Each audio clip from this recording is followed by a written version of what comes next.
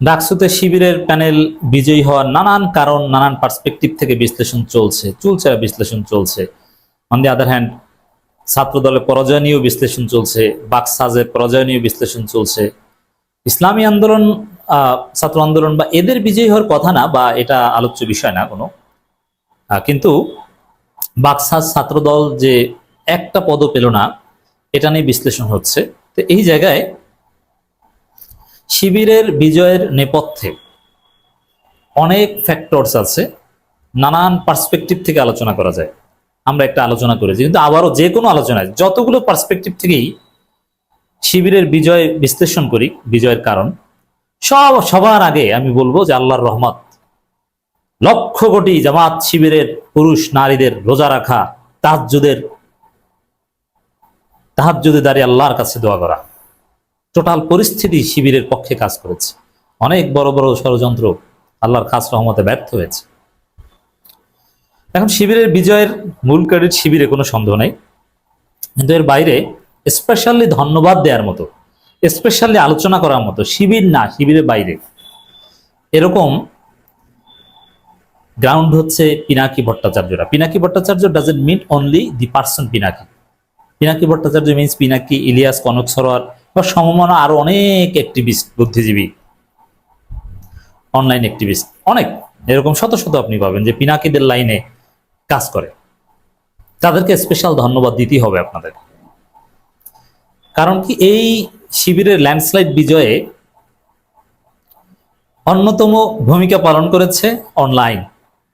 শুধু ডাকসুতে না, আমরা এটা অনেক আগে থেকে বলে আসছি, এবং সারা পৃথিবীতে এটা ট্রেন্ড, এটা রিয়ালিটি। একবিংশ শতাব্দীর তথ্য প্রযুক্তির সর্বোচ্চ উৎকর্ষতার এই যুগের রিয়ালিটি।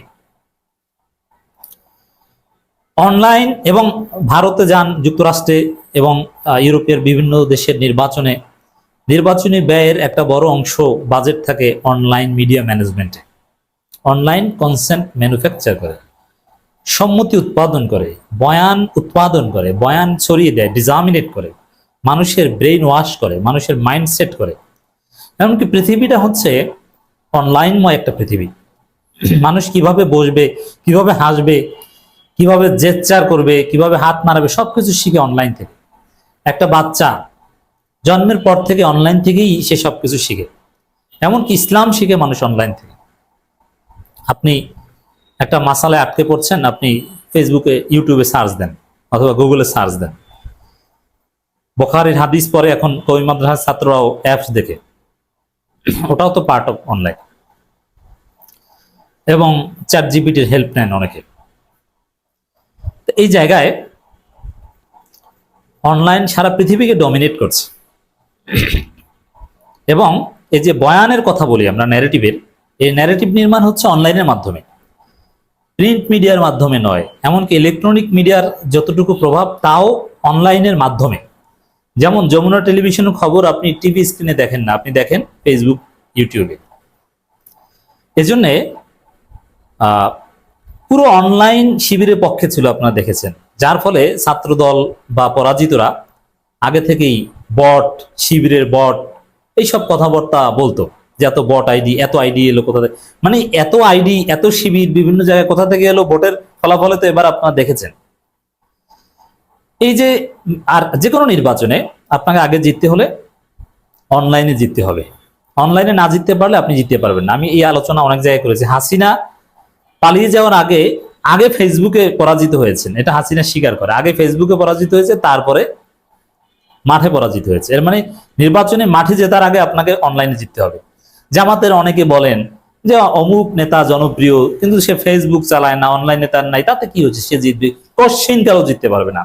যে অনলাইনে জিততে পারবে না, ফেসবুক, ইউটিউবে যার জনপ্রিয়তা নাই, এরকম একজন আগামীতে এমপি হতে পারবে না। লিখে রাখেন, চেয়ারম্যান মেম্বার হতে পারবে, কিন্তু এমপি বা বড় কোনো পদ অনলাইনের সেলিব্রিটি না, বা গুরুত্বপূর্ণ অবদান নাই, বা ভূমিকা রাখে না, বা সরব না, অনলাইনের মাধ্যমে জেনজিকে প্রভাবিত করতে পারে না, বয়ান উৎপাদন করতে পারে না, নিজেকে মানুষের কাছে অনলাইনের মাধ্যমে পৌঁছে দিতে পারে না, এমন একজন এমপি হতে পারবে না, জামাতদের হোক আর যে দলের হোক।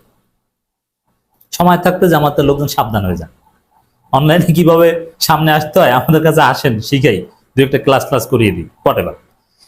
তো এই জায়গায় অনলাইন জগৎ এখন নিয়ন্ত্রণে পিনাকি ইলিয়াসদের।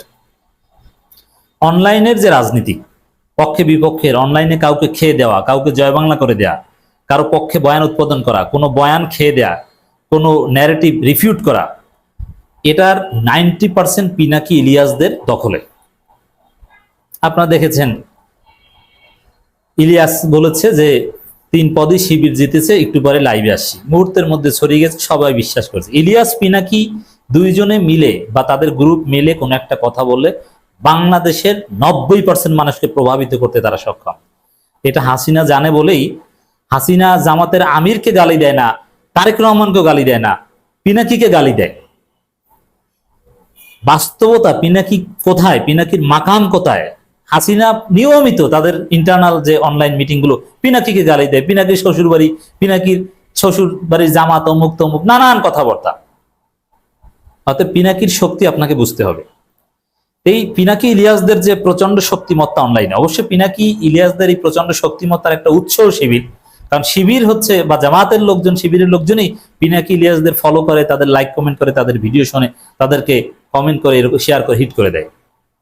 এই জন্য তাদেরও কৃতজ্ঞ হতে হবে। আবার জামাত শিবিরের লোকজন যে বয়ান সামনে ভুলেও আনতে পারবে না, ভারতের বিরুদ্ধে কিংবা মুক্তিযুদ্ধ বিষয়ে নানান প্রশ্নে, এটা পিনাকি ইলিয়াসরা এটা করছেন। ভারতের আধিপত্যবাদের বিরুদ্ধে পিনাকি ইলিয়াসদের যে ন্যারেটিভ এবং শিবিরকে এই মুক্তিযুদ্ধের নামে যে ভিকটিম করা হচ্ছে, তাদের উপর যে নির্যাতন করা হয়েছে, এটা পিনাকি ইলিয়াসরা যেভাবে তুলে ধরেছেন, জাতিকে বুঝিয়েছেন, সবার সামনে খোলাসা করেছেন, এবং এর ফলে স্পষ্টভাবে সবাই বুঝেছে। ঢাকা বিশ্ববিদ্যালয়ে যারা পড়াশোনা করে, ডাকসুর ভোটার, তাদের বাবা মায়েরা বুঝেছে, বুঝে বলেছে বিএনপি পরিবারের লোকজন যে বাবারা তোমরা শিবিরকেই ভোট দাও। বিএনপি তো এখন ভারতের কোলে উঠেছে, তারা তো চেতনা ব্যবসা শুরু করছে, দিল্লির ফাঁদে পড়েছে। এটা পিনাকি ইলিয়াসরা যেভাবে বুঝিয়েছেন, এটা অন্য কেউ পারেনি। তা অনলাইনে বয়ান উৎপাদনে ভারতের আধিপত্যবাদের বিরুদ্ধে যে বয়ান, মুক্তিযুদ্ধের নামে যে ব্যবসা এবং এর মাধ্যমে ইসলামপন্থীদের দমনের যে বয়ান, এই সংক্রান্ত পিনাকিদের যে ইলিয়াসদের যে ভূমিকা, এটা শিবিরের বিজয়ের অন্যতম একটা কারণ। অতএব তারা ক্রেডিট পান। আবার কন্টেম্পোরারি ইস্যুতে যে এই ছাত্র দলের এই আকাম করছে, এই ছেলে ভালো না, শিবিরের এই ছেলে এই কারণে ভালো, বা বিএনপি ছাত্র দলের বিভিন্ন আকাম, চাঁদাবাজি, অপকর্ম, গোপন জিনিস ফাঁস করে দিয়ে টোটাল বিএনপিকে তাদের আসল রূপ জাতির সামনে স্পষ্ট করে দিয়ে তাদেরকে যেভাবে জয় বাংলা করে দিচ্ছে নিয়মিত পিনাকি ইলিয়াসরা, যার ফলে জাতীয়ভাবে বিএনপি বর্জনের যে একটা ট্রেন্ড, তার একটা প্রভাব ডাকসু নির্বাচনে পড়েছে। এবং এই যে বিএনপির অপকর্ম ফাঁস করা, তাদেরকে জয় বাংলা করা, এটা তো জামাত শিবিরে কেউ করতে পারেনি এবং তাদের পক্ষে সম্ভব না, বা এটা তাদের কাজও না, এটা পিনাকি ইলিয়াসরা করেছে। এভাবে ওভারঅল যদি বলি, একটা সিগনিফিক্যান্ট কন্ট্রিবিউশন পিনাকি ইলিয়াসের আছে শিবিরের এই বিজয়, এটা আপনাকে স্বীকার করতে হবে। যাই হোক, আমি অ্যাটলিস্ট ব্যক্তিগতভাবে ঢাকা বিশ্ববিদ্যালয়ের একজন